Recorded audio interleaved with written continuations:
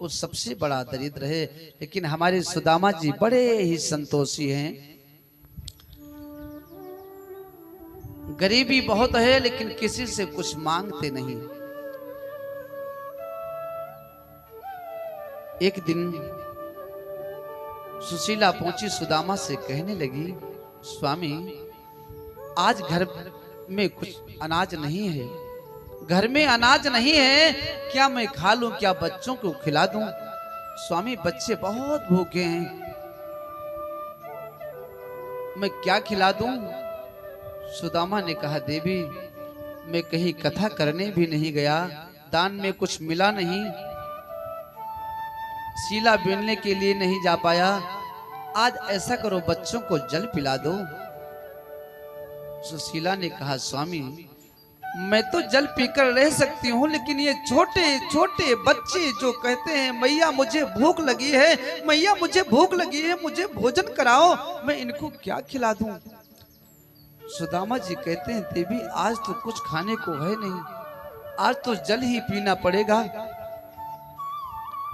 फिर कहते हैं सुदामा कि हम सब तो जल पी लेंगे, लेकिन गोविंद का भोग कैसे लगेगा? अरे जाकर देखो किसी पात्र में चावल हो तो लेकर आओ, भोग लगाया जाए।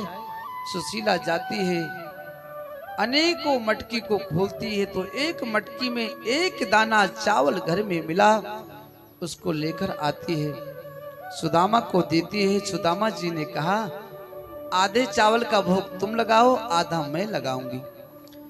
जैसे सुदामा और सुशीला ने अपने हाथों से चावल लेकर के परमात्मा का ध्यान करके स्मरण करके भोग लगाया, तो हमारे कन्हैया ने उस चावल को स्वीकार किया और कहा, विश्वात्मने स्वाहा।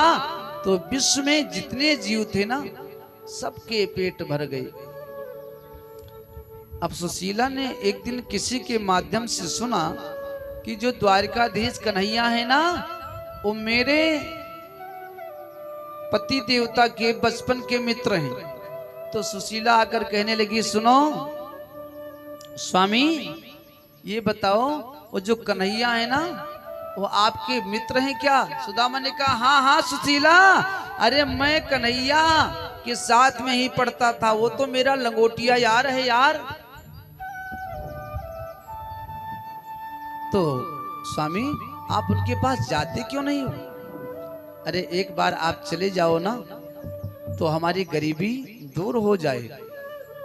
कि देखो, पूरन पैज किए प्रहलाद की, खंभ से बांधे पिताजी ही तेरे, और ध्यान धरो द्रौपदी जब ही, तब हूँ पटकोटी लगे चौं फेरे, ग्राह से छूटी गजेंद्री गयो पिए, याही से निश्चय है जिए मेरे, तारे हैं से गरीब हजार, कृपा निधि लोचन कोर केरे।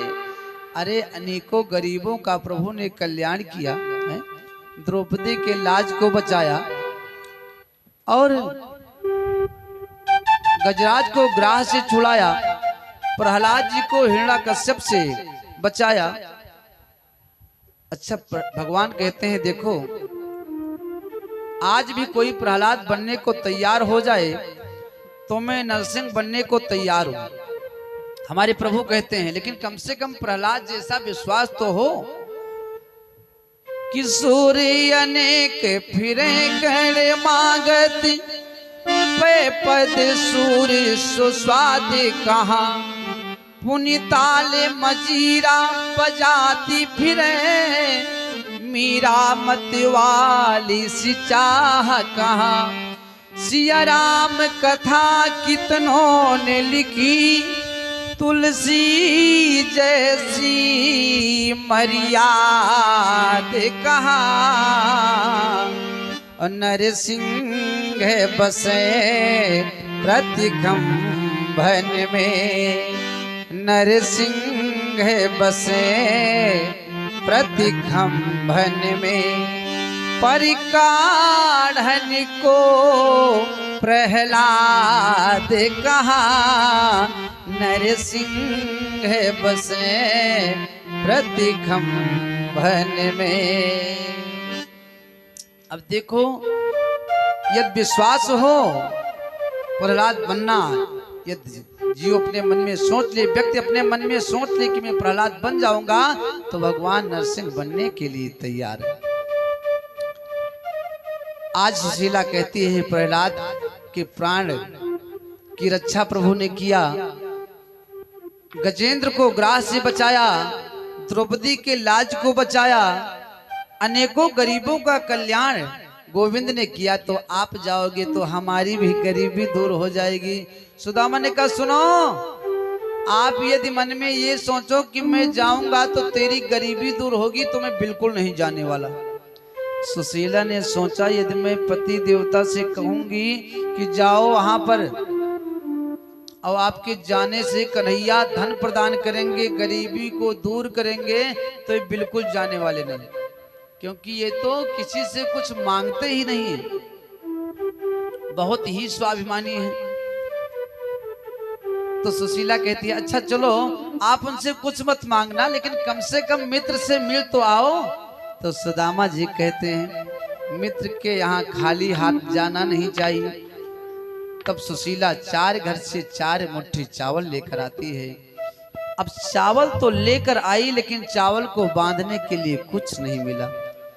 एक कपड़ा कुटिया में कोचा हुआ था, छप्पर में, वो कम से कम 20 जगहों पर सुई धागा से सिला था, उसी में सुशीला ने उस चावल को बांधा। अब सुदामा जी को दिया, सुदामा जी चावल को ली, आधी धोती पहने हैं, आधी ओढ़े हैं, और हाथ में फूटा सा कमंडल, उदड़ी सी रस्सी, नंगे पांव कन्हैया से मिलने के लिए चल दिए। रास्ते में एक नदी आ गई। सुदामा ने सोचा अब मैं कैसे जाऊं। इतने में एक केवट आया, भैया किसी को उस पार चलना है। सुदामा ने कहा भैया रुक जाओ रुक जाओ। अरे मुझको उस पार कर देना, रुक जा। अब केवट ने सुदामा को बिठाया, सुनो आपको उतराई देने के लिए, आपके पास उतराई देने के लिए क्या कुछ है?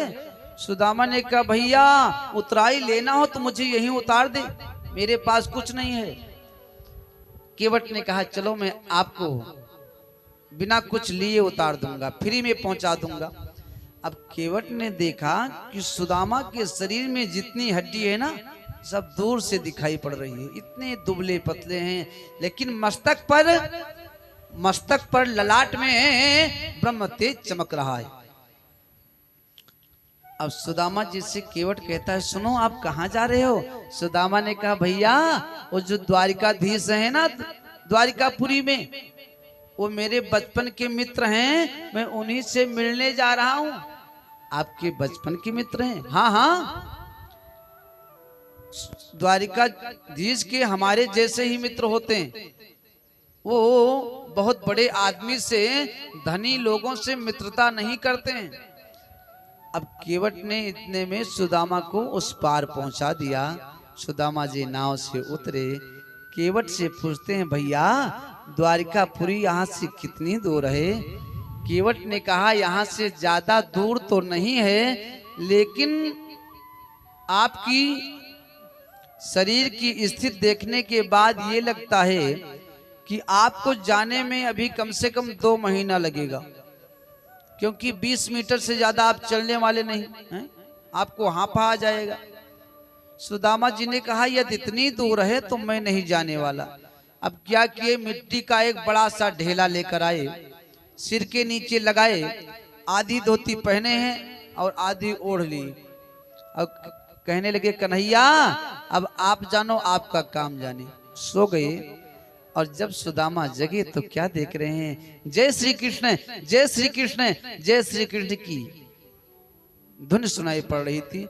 सुदामा ने एक द्वारपाल को बुलाया, भैया इधर आ।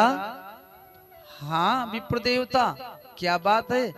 भैया ये कौन सी जगह है? अरे ये तो द्वारिकापुरी है ब्राह्मण देवता। द्वारिकापुरी? हाँ हाँ, तो ये मेरे कन्हैया की नगरी है ना? हाँ हाँ, अरे द्वारकाधीश कन्हैया की नगरी। तब सुदामा जी ने कहा कि जा करके मेरे मित्र कन्हैया से बता दो कि आपका बचपन का मित्र सुदामा आया है। अब वो द्वारपाल जाकर कन्हैया से कहता है कि हे प्रभु, द्वार पर एक ब्राह्मण आया है, किसी से पगा न झगा तनि पे, प्रभु जाने को आई बसे के ही ग्रामा, धोती फटी सिलटी दुपटी, अरु पाय उपाना को नहीं श्यामा, कि द्वारे खड़ो दिजु दुर्बल एक, रहो चकिसो वसुधाय अभिरामा, पूछत दीन दयाल को धाम, बतावत आपन नाम सुदामा। जैसे इतना द्वारपाल ने कहा कि कन्हैया वहां से दौड़े, पीतांबर रास्ते में गिर गया। प्रद्युम्न ने कहा कि सुनो, पिताजी कहाँ जा रहे हैं? अरे पिताजी से मिलने यदि ब्रह्मा जी आते थे तो उनको 2 दिन तक द्वार पर प्रतीक्षा करना पड़ता था, और आज कौन आ गया जो हमारे पिताजी दौड़ते जा रहे हैं? द्वारपाल ने कहा एक निर्बल दुबला पतला ब्राह्मण आया था, जैसे मैंने उसका नाम बताया तैसे प्रभु दौड़ने लगे।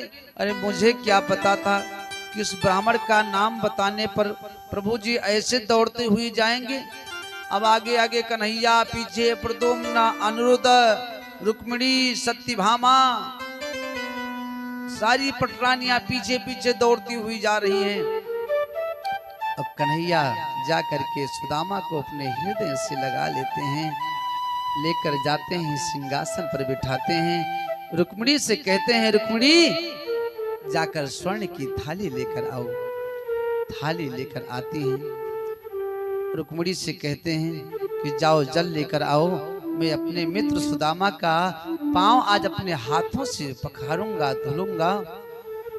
तो रुक्मिणी इधर जल लेने गई और कन्हैया ने सुदामा के पांव को देखा कि ऐसे बेहाल बेमायन ते, मग कंटक जाल लगे पुनि जोए, हाय महादुख पायो सखा, तुम आए ते न किते दिन कोए।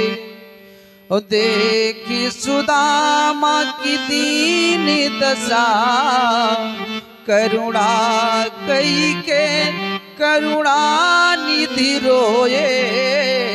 और पानी पराती को हाथ छुयो नहीं, और नयनन के जल से पग धोए।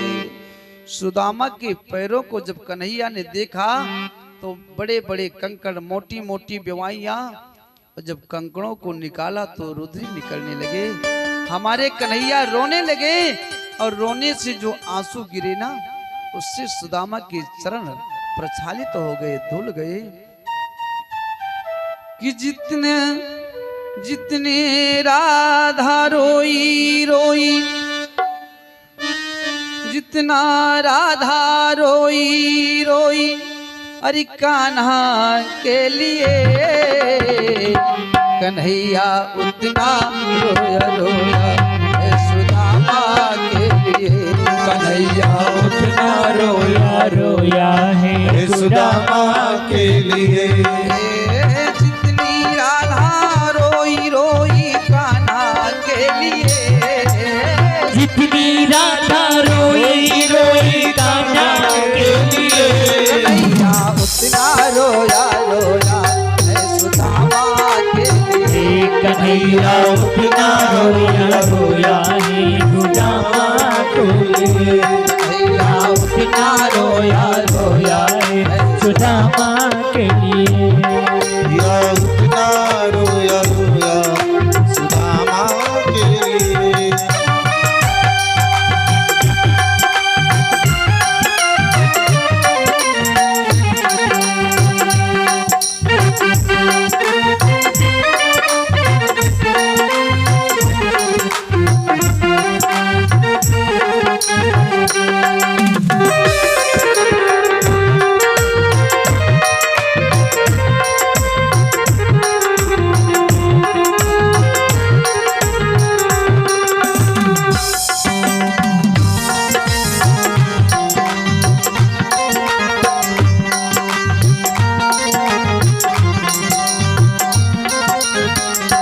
यार की हालत देखी उसके हालत पे रोया।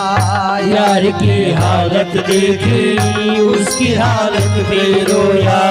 यार के आगे अपने शान शौकत पे रोया। यार के आगे अपनी शान शौकत पे रोया। यार की हालत देखी उसके हालत पे रोया। यार की हालत देखे उसकी हालत पे रोया। यार के आगे अपनी शान शौकत पे रोया। यार के आगे अपने शान शौकत पे रोया। ऐसे तड़पा देश समा परवाना के लिए। ऐसे तड़पा जैसे समा परवाना के लिए। कन्हैया उतना रोया रोया है सुदामा के लिए। कन्हैया उठना रोया रोया है सुदामा के लिए। जितना राधा रोई रोई कान्हा के लिए। जितना राधा रोई रोई कान्हा के लिए। कन्हैया उतना रोया रोया है सुदामा के लिए। हे हरि कन्हैया उठना रोया रोया है सुदामा के लिए।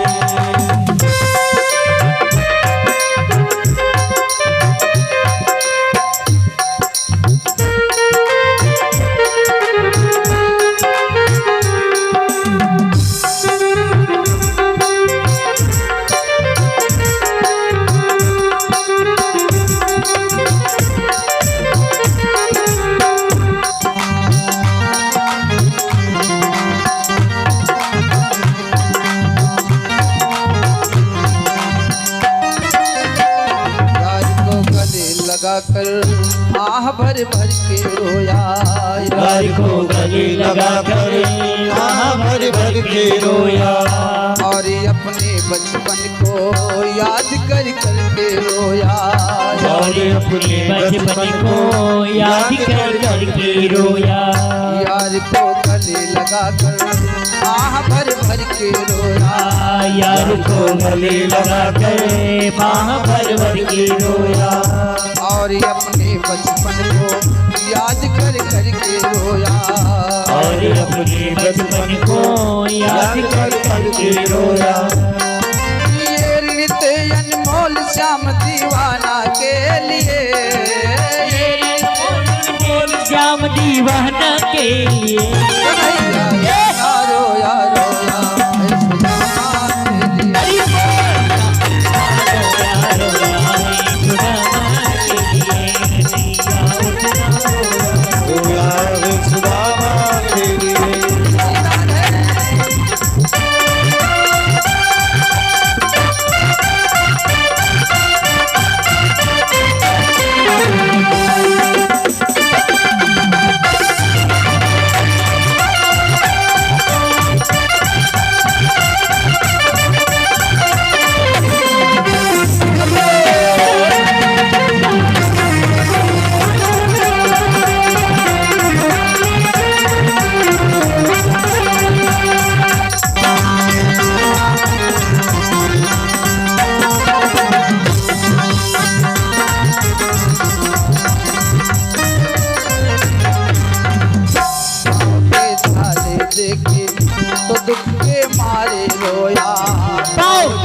छाले देखे वो दुख के मारे रोया। पाँव धोने के खातिर खुशी के मारे रोया। पाँव धोने के खातिर खुशी के मारे रोया। पाँव के छाले देखे तो दुख के मारे रोया। पाँव के छाले देखे दुख के मारे रोया। पाँव धोने के खातिर खुशी के मारे रोया। पाँव धोने के खातिर खुशी के मारे रोया। आंसू के भरपाई श्याम हरमाना के लिए। आंसू के भरपाई श्याम हरमाना के लिए। कन्हैया रोया रोया मामा के लिए। कन्हैया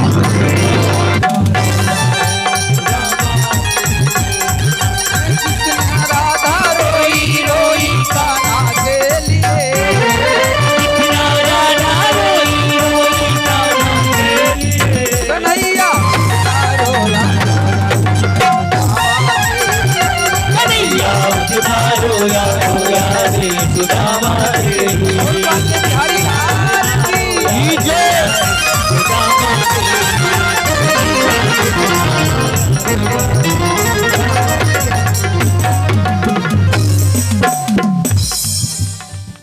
उसके आने से रोया, उसके जाने से रोया। उसके आने से रोया, उसके जाने से रोया। हो के गद गद चावल के दाने दाने पे रोया। उसके दाने दाने से रोया। उसके आने से रोया, उसके जाने से रोया। उसके आने से रोया, उसके जाने से रोया। हो के गद गद चावल के दाने दाने पे रोया। हो के गद गद चावल के दाने दाने से रोया। बनवारी वह रोया बसिया राना के लिए। पटवारी वह रोया राधा के लिए। कन्हैया उतना रोया रोया रोया रोया के लिए। जितना राधा रोई रोई कान्हा के लिए। इतना राधा रोई रोई कान्हा के लिए। कन्हैया उतना रोया रोया सुदामा के लिए। या उतना रोया रोया सुदामा के लिए।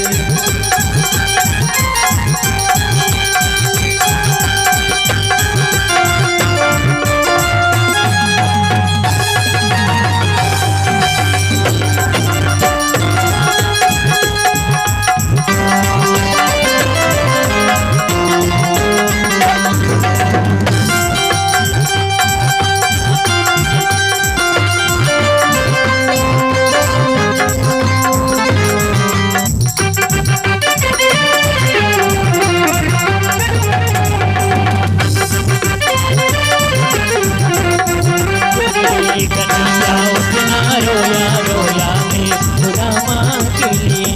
कन्हैया उतना रोया रोया राधे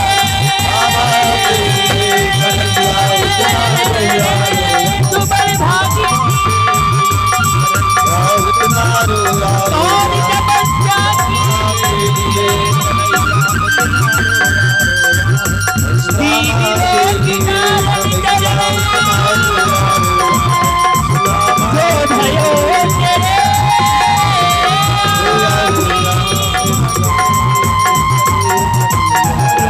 रोया है सुदामा के लिए। कन्हैया उतना रोया रोया है सुदामा के लिए। भगवत भगवान की जय हो। अब आज कन्हैया सुदामा की चरणों की छालों को देखकर कन्हैया के नेत्रों से आंसुओं की धार बह रही है। आंसुओं के धार के द्वारा, आंसुओं के द्वारा सुदामा जी के चरण प्रक्षालित हो गए। अब आज सुदामा जी कहते हैं अपनी पटरानियों से, चलो सुदामा जी को प्रणाम करो। ब्राह्मण देवता, मैं रुक्मिणी प्रणाम करती हूँ। अखंड सौभागवती भो, अखंड सौभागवती भो। अब जब कन्हैया की कम से कम 500 पटरानियां सुदामा जी को प्रणाम कर चुकी, तो सुदामा जी ने कहा, अरे भैया कन्हैया, ये जो मेला लगा हुआ है ये किस गांव से बुला कर लेकर आए हो? कन्हैया ने कहा, अरे मित्र, अभी तो केवल 500 आई हैं, अरे 16,108 संख्या है। सुदामा ने कहा, अरे कन्हैया, मेरे हाथन में तो दर्द हो रहे हैं। अब ऐसा कर कन्हैया, तू आके प्रणाम कर ले, मैं तेरे को आशीर्वाद दे दूंगा, सो तुम्हारे समस्त पटरानियों को मिल जाएगा। कन्हैया ने प्रणाम किया, सुदामा जी ने आशीर्वाद दे दिया। आज कन्हैया कहते हैं, मित्र, जब हम आप साथ में पढ़ते थे ना, तो यदि कोई आपसे विवाह की चर्चा करता था तो आप नाराज हो जाते थे। तो ये बताओ कि आपने विवाह किया? सुदामा जी ने कहा, सुनो, मेरी इच्छा तो नहीं थी, लेकिन घर वालों ने जबरदस्ती कर दिया। तो कन्हैया कहते हैं, तो आपने मुझे बुलाया नहीं, बुलाना चाहिए ना विवाह में। तो सुदामा जी कहते हैं, आप ये 16,108 विवाह किए हैं, तो आप जब इतने विवाह में बुलाना भूल गए तो हमारा तो एक ही विवाह हुआ है। तो कन्हैया कहते हैं, हमारा विवाह आप जानते हो कैसे हुआ है? 5 बजे शाम को मैं घर पे रहता था, 6 बजे दुल्हन आ जाती थी, तो मुझे तो मौका ही नहीं मिला कि किसी को मैं बुला लूं। अच्छा, ये सब बात छोड़ो, ये बताओ, विवाह आपका हो गया, भाभी जी घर पर आ गई, तो बताओ, भाभी जी ने हमारे लिए कुछ भेजा है?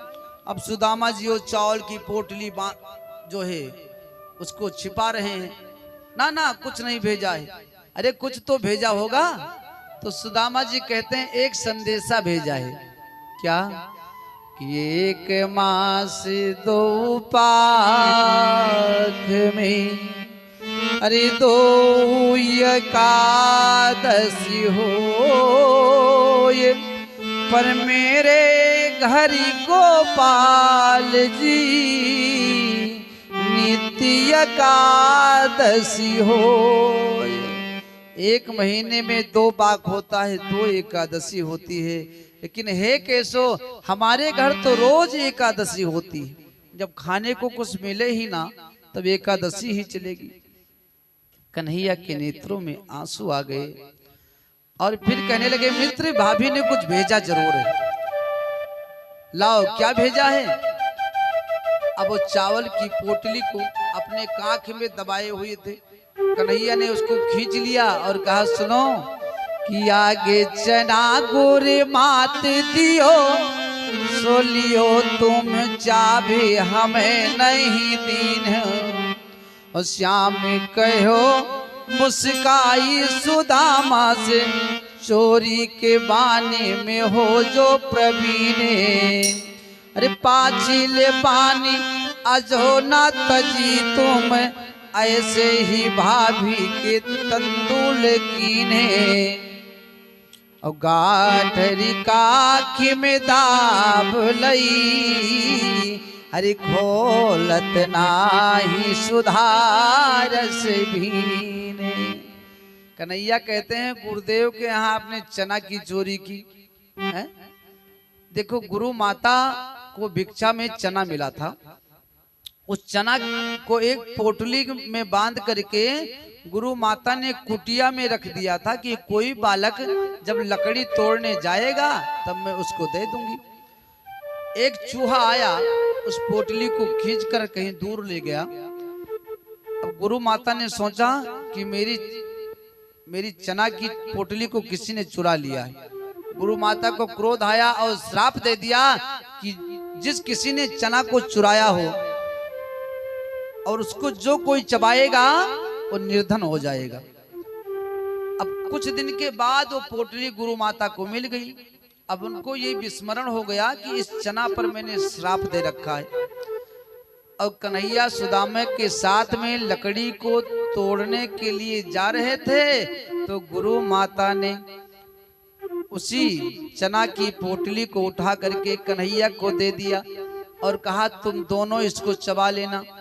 अब कन्हैया तो वृक्ष के ऊपर चढ़ गए लकड़ी तोड़ने, और सुदामा जी को ब्रह्म ज्ञान था। उन्होंने जैसे चना की पोटली को हाथ में लिया तो सब कुछ जान गए कि गुरु माता ने इस चने को श्राप दे रखा है, कोई भी चबाएगा इसको निर्धन हो जाएगा। तो सुदामा जी सोचते हैं कि मेरे रहते हुए मेरा मित्र निर्धन हो जाए तो ये मित्रता किस काम की रहेगी। सच्चा मित्र वही है जो मित्र की अंतर पीड़ा को समझे। कि जे ना मित्र दुख हो रे दुखारी, हे ना मित्र दुख हो दुखारी,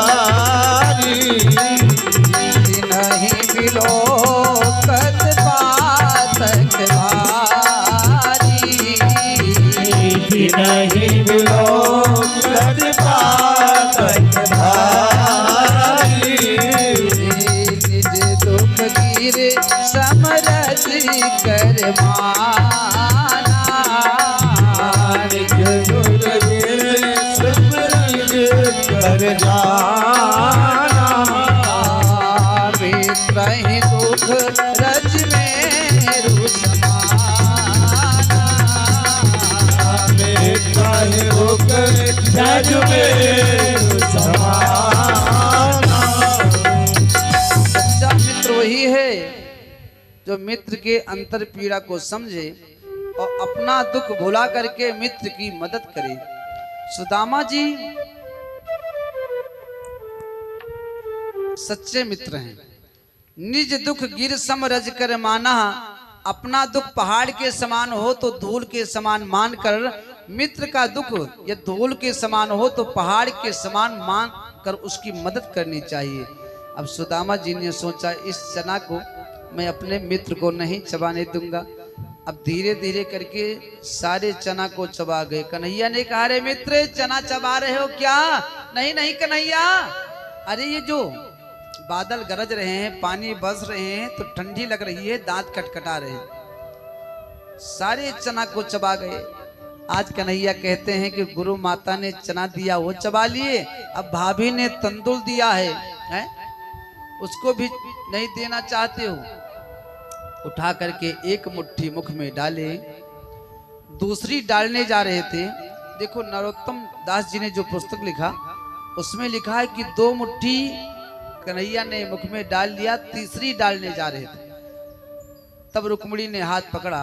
लेकिन भागवत जी में लिखा है कि 1 मुट्ठी चावल कन्हैया चबाए और दूसरा चबाने जा रहे थे। इतने में रुक्मिणी वहां पर पहुंच गई और कहती हैं सुनो, ये आप क्या कर रहे हो? एक ब्राह्मण पर इतना बरस रहे हो हैं? अरे ब्राह्मण के ऊपर इतना क्यों प्रसन्न हो रहे हो? एक ब्राह्मण वो भी था जो आकर के आपके वक्षा स्थल पर अपने पैर का प्रहार किया था, पादप प्रहार किया था, वो भी तो ब्राह्मण था। फिर भी आप ब्राह्मण के ऊपर प्रसन्न हो रहे हो। देखो भृगु जी जब परीक्षा लेने के लिए निकले कि तीनों देवताओं में ब्रह्मा विष्णु महेश में कौन देवता सरल है, तो ब्रह्मा जी के पास गए, सिर नहीं नवाए तो उनको क्रोध आ गया। शंकर जी को कुछ भला बुरा कहे तो शंकर जी तो मारने के लिए दौड़ पड़े। माता पार्वती ना होती तो मार ही डालते भृगु जी को।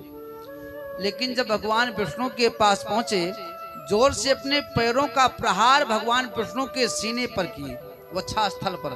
तब भगवान विष्णु ने कहा अतीव कोमलो तात चरणो ते महामुनि इत्युक्ता विप्र चरणो पादयो स्वेन पाणिना इत्युक्तो विप्र चरणो मर्देन स्वेन पाणिना। आपका जो चरण है ना बड़ा कोमल है और हमारा जो अच्छा स्थल है पत्थर के समान है, पाषाण के समान। तो हे विप्र देवता कहीं आपको चोट तो नहीं लगी? तो आज रुक्मिणी जी कहती हैं अरे वो भी एक ब्राह्मण था जो आपके वक्षा स्थल पर पादप प्रहार किया था। तो कन्हैया कहते हैं सुनो, एक ब्राह्मण वो भी था जो आपके मैके से पत्र लेकर मेरे पास आया था। अगर वो ब्राह्मण नहीं आता तो आप मेरे पास नहीं होती, ये भी ध्यान रखो। फिर कन्हैया कहते हैं कि विप्र प्रसादात धरणी धरो हम, विप्र प्रसादात कमलावरो हम, विप्र प्रसादात अजिता जितो हम, और विप्र प्रसादात मम राम नामम। कन्हैया जी कहते हैं ब्राह्मण के आशीर्वाद से मैं पृथ्वी को धारण करता हूँ, और ब्राह्मण के आशीर्वाद से आप मुझे पत्नी के रूप में मिलती हो। ब्राह्मण के आशीर्वाद से मेरा नाम राम और कृष्ण होता है, और ब्राह्मण के आशीर्वाद से ही मैं अजय रहता हूँ, कभी पराजय नहीं होता हूँ। ये सब ब्राह्मण की देन है।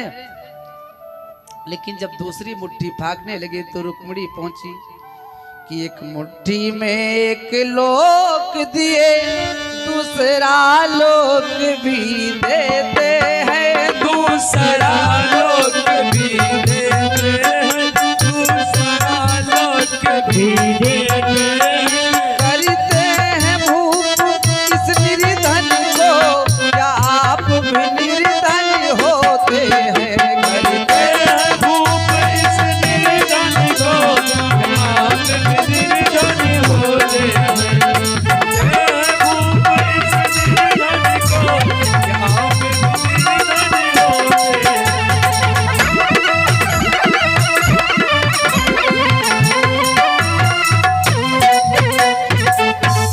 कन्हैया से रुक्मिणी कहती हैं सुनो, ये बताओ एक लोक आप इनको दे दिए, और एक लोक के लिए अनेकों देवता भी हैं, वो भी उसमें रहेंगे, उनके लिए भी कुछ चाहिए। और आपके जो है 1,61,000 पुत्र आपके हैं प्रभु, तो आपके नाती पोता हैं, ये कितने होंगे, तो वो कहाँ जाएंगे, तो कम से कम कुछ इन बच्चों के लिए भी रखो। अब सुदामा जी को एक लोक हमारे कन्हैया प्रदान करते हैं, और फिर कहते हैं मित्र अब आप जाओ, और मेरा एक संदेशा भाभी जी से भी भाभी जी को दे देना। क्या कि 1 मास 2 पाख में, अरे 2 एकादशी हो, पर भाभी तेरे घरन में, अरे नित्य द्वादशी हो। सुदामा जी चल दिए, मन में सोच रहे हैं कि कन्हैया ने तो मुझे कुछ दिया ही नहीं, अब मैं मांगने का तो मेरा स्वभाव नहीं है, कन्हैया ने कुछ दिया भी नहीं, सुशीला पूछेगी तो मैं क्या कहूंगा। अब धीरे धीरे चलते हुए पहुंचे अपने गंतव्य स्थान पर, तो क्या देख रहे हैं, मेरी कुटिया तो है ही नहीं। अरे मेरी कुटिया कहाँ गई, यहाँ तो महल बना है। अब सुदामा जी सोच रहे हैं कि कोई सेठ आकर के मेरी कुटिया में आग लगा दिया, अपना घर बनवा लिया हमारे कुटिया के स्थान पर। ए भैया सुनो, ये मकान किसका है, तो द्वारपालों ने कहा ये तो मेरे सेठ, मेरे जो है मालिक का है। वो कौन है आपके मालिक, नाम बताओ। उसने कहा सुदामा जी। तो सुदामा जी कहते हैं सुदामा तो मेरा नाम है। अच्छा चलो सुदामा नाम का कोई सेठ होगा। भैया कोई सेठ है सुदामा नाम का क्या? द्वारपाल ने कहा नहीं नहीं वो ब्राह्मण देवता है। तो सुदामा ने सोचा ब्राह्मण तो मैं ही हूं। अच्छा तो भैया आपके वो ब्राह्मण देवता कहाँ गए हैं आपके मालिक? द्वारपाल ने कहा वो द्वारिकापुरी गए हैं कन्हैया से मिलने।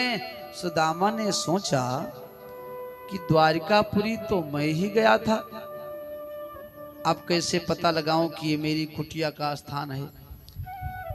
अच्छा मैं बुलाता हूं अपनी धर्म पत्नी को, यदि मेरा ये मकान होगा, कन्हैया ने कृपा किया होगा, तो सुशीला तो बिल्कुल दुबली पतली थी, मैं उसको पहचान लूंगा।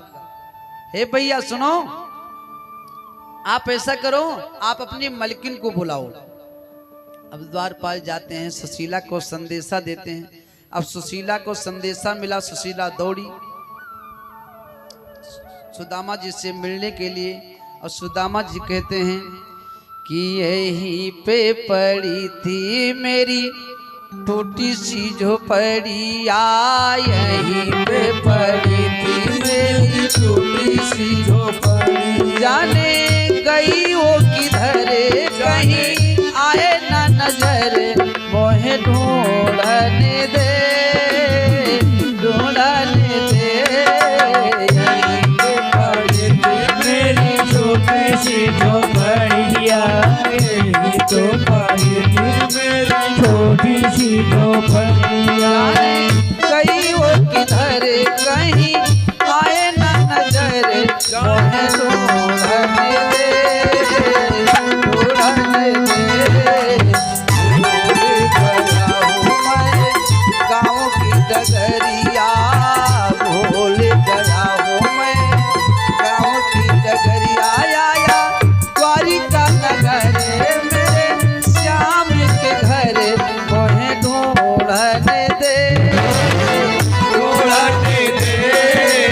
यहीं पे पड़ी थी मेरी छोटी सी झोपड़िया।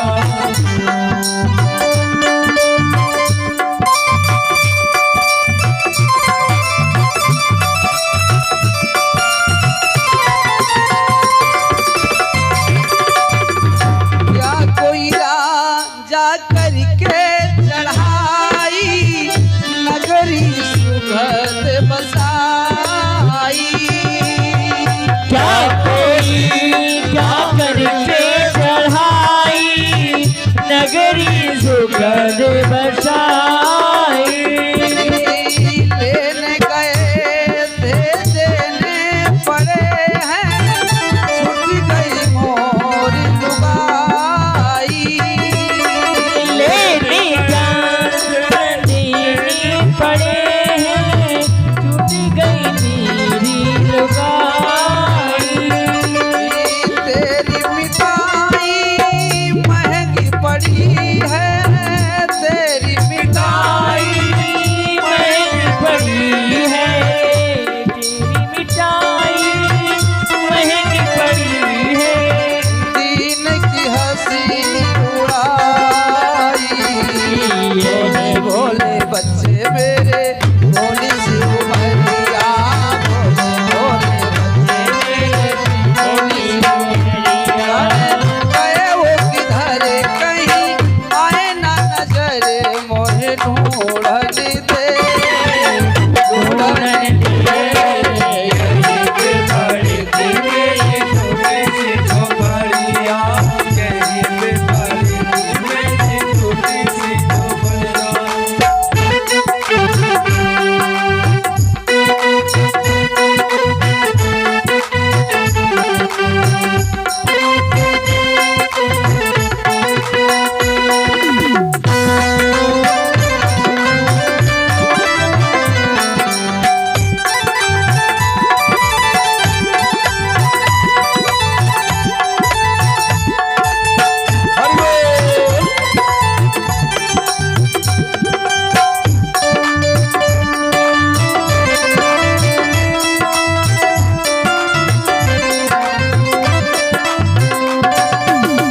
हे प्रियतमा कल तक जो भी सुख था वो भी आज गमाया।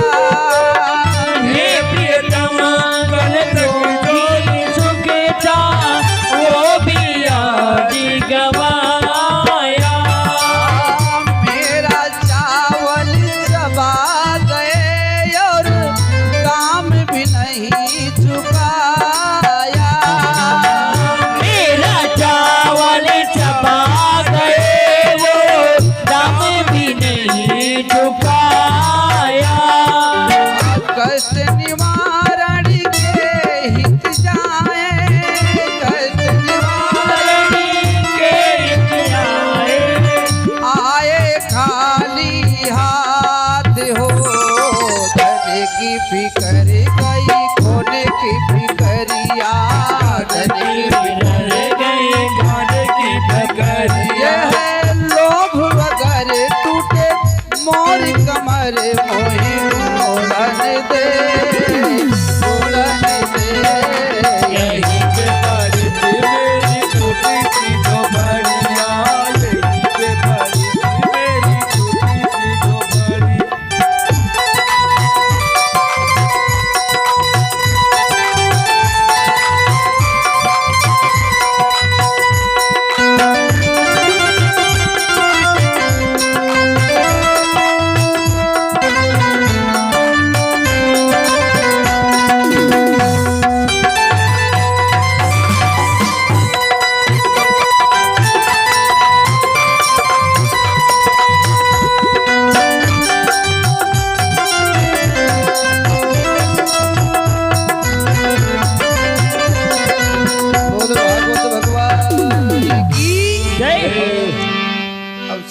सुदामा जी सोचते हैं मेरी कुटिया भी यहाँ से चली गई, मेरे परिवार भी यहाँ से अंतर्ध्यान हो गए। अब इधर द्वारपाल ने जैसे बताया कि देखो कोई ब्राह्मण आया है, आपको पुकार रहा है। सुशीला जी दौड़ी तो देखो पहले तो दुबली पतली थी, लेकिन अब भाई धन हो गया है तो खान पान भी बदल गया, शरीर भी मोटा ताजा हो गया। अनेकों दासी पीछे पीछे आगे आगे सुशीला और आकर के जैसे प्रणाम करती हैं। सुदामा ने कहा रे सुशीला।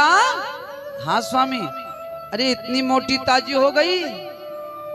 सुशीला ने कहा ये सब कन्हैया की कृपा है। सुदामा जी ने कहा सुशीला मैं यहाँ से पैदल द्वारिका गया तो कन्हैया ने मुझे फूटी कौड़ी नहीं दी और तुमको इतना सब दिया। तो सुशीला कहती है प्रभु आपको चाहिए था दर्शन, सो प्रभु ने आपको दर्शन प्रदान किया, और हमको चाहिए था धन, सो कन्हैया ने मुझे धन प्रदान किया। अब सुशीला जब इस प्रकार कहती हैं तो सुदामा जी कहते हैं सुनो सुशीला, फिर आप इस धन को ले लो और चांदी की रोटी बनाओ, सोने की सब्जी बनाओ, हीरे का अचार बना लो, प्रेम से खाओ। मैं तो जा रहा हूँ जंगल में और गेहूं के आटे की जो है सूखी रोटी बना करके प्रेम से पाऊंगा और वहीं बैठकर भजन करूंगा। अब जैसे सुदामा जी चल दिए तो सुशीला कहती हैं सुनो स्वामी, पत्नी के लिए पति का घर स्वर्ग के समान होता है, चाहे वहां पर 56 प्रकार का व्यंजन खाने को मिलता हो और चाहे नमक रोटी ही क्यों ना मिलती हो, लेकिन मैं तो आपके साथ में चलूंगी। अब सुदामा जी सुशीला को लेकर चल दिए। पीछे से कन्हैया आए, अरे मित्र किधर जा रहे हो? सुदामा ने देखा, अरे कन्हैया तू यहाँ? तब कन्हैया ने कहा देखो सुदामा आप क्यों जा रहे हो? अरे राज प्रशासन आपको दिया है, इसको संभालो। सुदामा जी ने कहा मित्र यदि मैं मीठा पकवान खाऊंगा तो जो 2-4 माला आपके नाम का मैं भजन करता हूं ना वो भी बंद हो जाएगा। मुझे गरीबी अच्छी लगती है, मुझे कुछ नहीं चाहिए।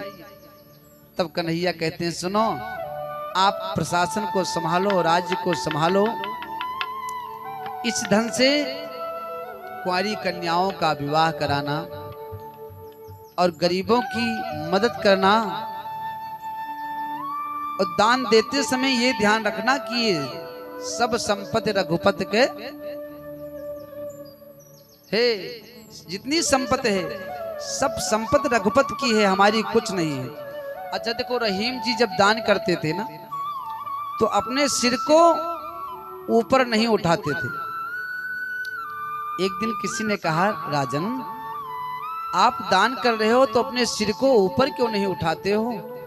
तब रहीम जी ने कहा सुनो कि दान हारे को और है, अरे भेजते है दिन रैन, लोग भरम हम पर करत, यह से नीचे नैन। देने वाला कोई और है लेकिन लोग मुझ पर भ्रम करते हैं, उसी शर्म के कारण मेरा सिर झुका हुआ है। तो कन्हैया कहते हैं आप दान देते समय यही ध्यान रखना कि सारी संपत्ति द्वारिका नाथ की है तो आपको अभिमान नहीं होगा। अब सुदामा जी सुशीला के साथ में अनेकों वर्षों तक राज्य को संभालते रहे। अंत में प्रभु की कृपा से परम पद को प्राप्त किए। कहते हैं राजन परमात्मा से संबंध जोड़कर भक्ति की जाए वो भक्ति सार्थक होती है। चाहे आप पिता बना लो, भाई बना लो, सखा बना लो। इसी कलिकाल की कथा है। बरसाने में एक संत रहते थे।